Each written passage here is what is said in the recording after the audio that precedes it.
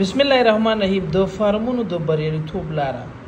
هغه دوستان چې غواړي چې د شودو غواګانو فارمونه جوړ کړي، هغه دوستان چې اوس مهال دیو د غواګانو فارمونه لري، نو که غواړي دیدو کامیاب شي، دیدو باید خپل هدف مشخص کړي.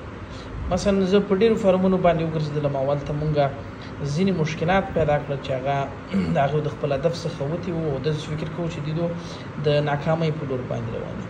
هغه دوستان چې غواړي چې د شودو فارم جوړ کړي، مثلا که دیو سره چېرته 100 غواګانې، نو دیو کولی شي چې یوازې 50 سلنه خوسۍ چې دی دا پر 2 کالو کې وساتي. یعنې دیو نشي کولی چې مثلا د 50 سلنو نه دا زیات کړي.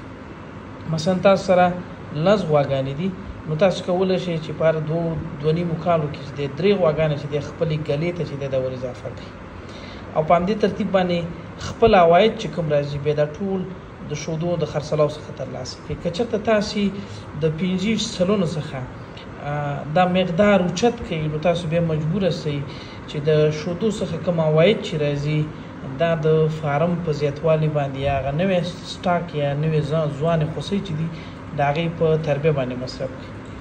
نو او هغه دوستان چې هغه د کله د خوسیو تعداد زیاتوي، مثلا دوی سره 100 غواګانې دي او دوی تقریبا د 50% نه یا تر 90% پورې هغه کم سټاک یا کم زیږېدلي خوسکیان چې دي هغه د ځان سره وساتي، نو د دوی سره چې دی دوی باید خپل هدف معلوم کړي. د دوی عواید کیدای شي بیا د دې نه چې د خپل کومې خوسۍ چې دا خرڅ کړي یا نران خوسکي خرڅ کړي.